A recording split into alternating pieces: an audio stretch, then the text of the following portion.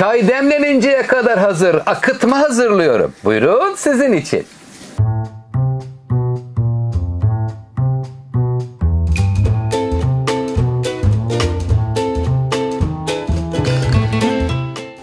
Gelin kahvaltılık hazırlıyorum.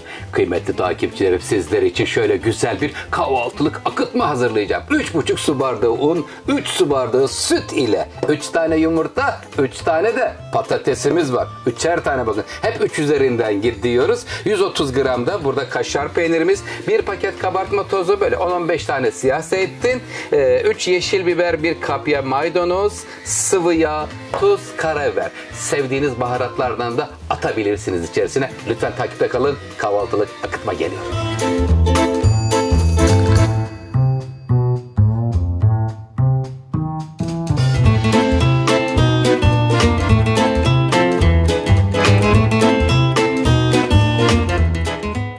Kahvaltılığımız için bütün hazırlıkları tamamlamak üzereyiz. 3 tane orta boy patatesi de rendeledim. Yumurtayı kırdık, zeytini doğradık, kapya biber, yeşil biber, maydanoz, hepsi zeytin doğrandı. Çekirdeklerinden çıkartılmış olarak zeytinleri doğradık. Şimdi sevgimizi veriyoruz. Burada 3,5 su bardağı unumuz var. Hemen buranın üzerine 3 su bardağı soğuk sütü döküyorum. Bismillahirrahmanirrahim. Sevdiklerimize şöyle hafta sonunda, hafta içi de olabilir, şöyle güzel bir kahvaltılık akıtma yapalım. Sütün üzerine 1 çay bardağı da sıvı yağ veriyorum. Son damlasına kadar alaşçım. 3 tane de yumurta. Bayağı çıkıyor buradan. Böyle kalabalık misafiriniz geldiği zaman da yapabilirsiniz. Hemen tuzunu ilave ediyorum. Zeytinin tuzunu lütfen hesaba katın. Çünkü tuzlu oluyor.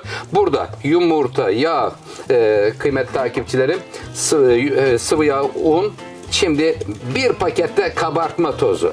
Bakın burada sütlü, yumurtalı, unlu bölümünü tamamlıyorum. Bir krep gibi düşünün.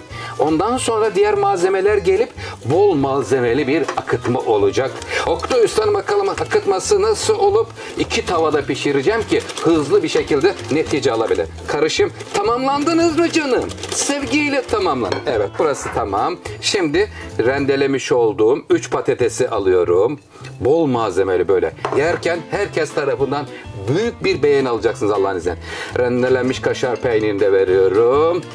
Son damlasına kadar ver aşçım. Şimdi geliyor efendim kapya biber, yeşil biber, hepsi burada. Allah ne verdiyse. Sevdiğiniz ürünlerle çeşitlendirmek mümkündür. İsteyenler sucuk, pastırma da ilave edebilir. Çırpma teliyle güzelce karıştırıyorum. Akıtmamız için her şey hazır ve tava bölümüne geçiyoruz. Bakalım Oktay Usta'nın akıtması nasıl olmuş? Beğendiniz mi? Bir yorum gelir mi? Bir beğeni gelir mi? Sizler için tarifler gelmeye devam edecek.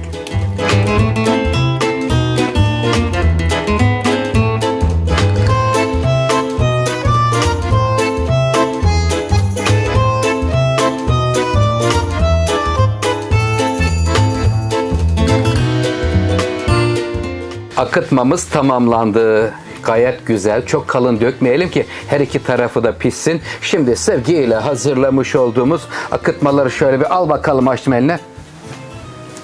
Ah, ne yapıyorsun Oktay Usta? Bazen böyle riskli hareketler yapıyor.